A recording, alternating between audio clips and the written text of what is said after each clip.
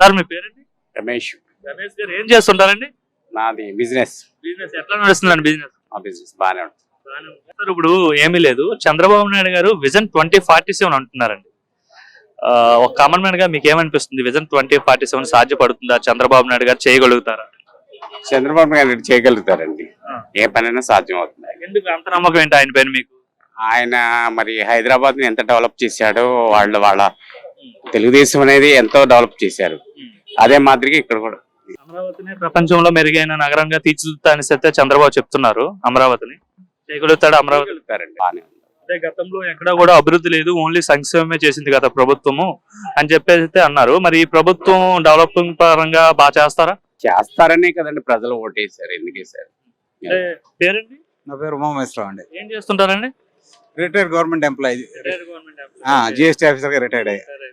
Pension వస్తుందా టైంకి? Correct గా వస్తుంది. గతంలో రాలేదనేవారు కదా, గవర్నమెంట్ ఎంప్లాయీకి పెన్షన్స్ కూడా రావట్లేదు. లేట్ గా వచ్చాయి, ఇప్పుడు బాగానే వస్తున్నాయి. 1-2వ తారీఖు కల్లా పడిపోతాయి. కాకపోతే గతంలో ఏంటి డిస్టర్బెన్స్ ఏంటి? గతంలో డిస్టర్బెన్స్ అంటే మరి ఎంప్లాయీస్ మీద అదే గవర్నమెంట్ కు మరి ఇది లేదేమో. ఫస్ట్ ప్రయారిటీ కొంతమందికి ఇచ్చేవాళ్ళు, పోలీస్ డిపార్ట్మెంట్, రెవెన్యూ అని అట్లా ఇచ్చి మిగతా స్లోగా వేసేవాళ్ళు వాళ్ళు. మరి ఎందుకు ఇప్పుడు ఏ డేట్ లో పడుతుంది అన్నారు? మాకు 2వ తారీఖు 8 పరిస్థితిలో పడిపోతుంది. 2వ తారీఖుల్లో మీ పెన్షన్ మీకు పడిపోతుంది. గతంలో ఏ డేట్స్ లో పడేది? 10, 11, 9 సార్లు 9, 10, 11 పడింది. అలాగే ఎన్ని నెలలు పడింది సార్? ఎన్ని సంవత్సరాలు పడేది? అట్లా 2 సంవత్సరాల లోపేనండి. 5 ఏళ్ళ మటుకు పడలేదు. 2 సంవత్సరాల లోపు. 3 ఏళ్ళు టైంకి పడిపోయేది, 2 ఏళ్ళు మాత్రం కొంత ఫస్ట్ లో పడ్డాయి.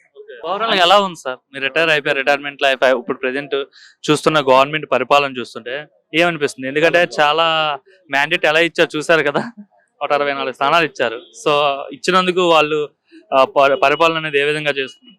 చాలా బాగుందండి. అడ్మినిస్ట్రేటర్ అతను చంద్రబాబు నాయుడు గారు. పవన్ కళ్యాణ్ మేము ఇంత ఇచ్చి ఉండదు, ఆయన కూడా బాగా చేస్తున్నాడు, చాలా బాగా చేస్తాడు. ఇప్పుడు ఈయన విజన్ 2047 అంటున్నారు కదా, సో ఎలా ఉండబోతుంది అంటారు? విజన్ 2047 సాధ్యమవుతుందా? డెఫినెట్ గా అయితే అండి, చాలా మేధావి, అనుభవం కల్లోడు. నమ్మకం ఏంటి ఆయన? ఆయన గత ప్రభుత్వం మేము చూసాం కదండి, 2-3 పిఆర్సీలు చూసాం. మాట అంటే చేస్తాడు, డెఫినెట్ గా చేస్తాడు. సీఎం ఎగ్జాంపుల్ కూడా చెప్తున్నారు, హైదరాబాద్ ఎగ్జాంపుల్ గా తీసుకొస్తున్నారు. ఇప్పుడు సైబరాబాద్ కాబట్టి అదంతా బాగా చేస్తాడని మా ఉద్దేశం. దానికంటే ఇంకా ఎందుకంటే సెంట్రల్ గవర్నమెంట్ కూడా సపోర్ట్ గా ఉందండి. కూటమి ప్రభుత్వం కాబట్టి ముగ్గురు బాగా పట్టుదలగా ఉన్నారు, బాగానే. గతంలో రాష్ట్రంలో ఎక్కడ అభివృద్ధి లేదు, ఓన్లీ సంక్షేమం పైన డిపెండ్ అయ్యింది. కాకపోతే ఇప్పుడు చంద్రబాబు నాయుడు వచ్చారు కాబట్టి అభివృద్ధి సంక్షేమం 2 కళ్ళుగా చూసుకుంటారు అనేసి అయితే చెప్తున్నారు.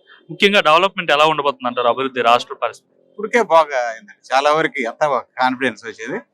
రోడ్లు చూసి అనుకున్నారు, రోడ్లు వేసారు, వాళ్ళు పథకాల్లో కొన్ని వేసారు. ఒకటే మిగతా వాళ్ళందరూ అన్ని అయిపోయింది. రోడ్లు కూడుస్తున్నారు నిజంగానే చేస్తారు. గతంలో అధ్వానంగా ఉన్నాయని చెప్తున్నారు వీళ్ళు. నిజంగా అధ్వానంగా ఉండేవా రోడ్లు? ఉన్నాయండి, గతంలో కంటే చాలా బాగుంది, మెరుగైలు. వీళ్ళు సంక్రాంతిలో రోడ్లన్నీ పూర్తి చేస్తామని చెప్పారు. 90% అవుతాయేమో. పనులు స్టార్ట్ అయ్యాయి, చాలా చూసారు. ఎట్లా ఇబ్బందులు పడేవారండి గుంతల రోడ్ల వల్ల? మరి ఇబ్బందే కదండి, చాలా ఇబ్బంది. పక్కకు పోవాలన్నా ఎదురుబడులు వచ్చినా కొంచెం ఇబ్బంది పడేవాళ్ళు. చంద్రబాబు నాయుడు పాలన బాగుంది, చాలా బాగుంది.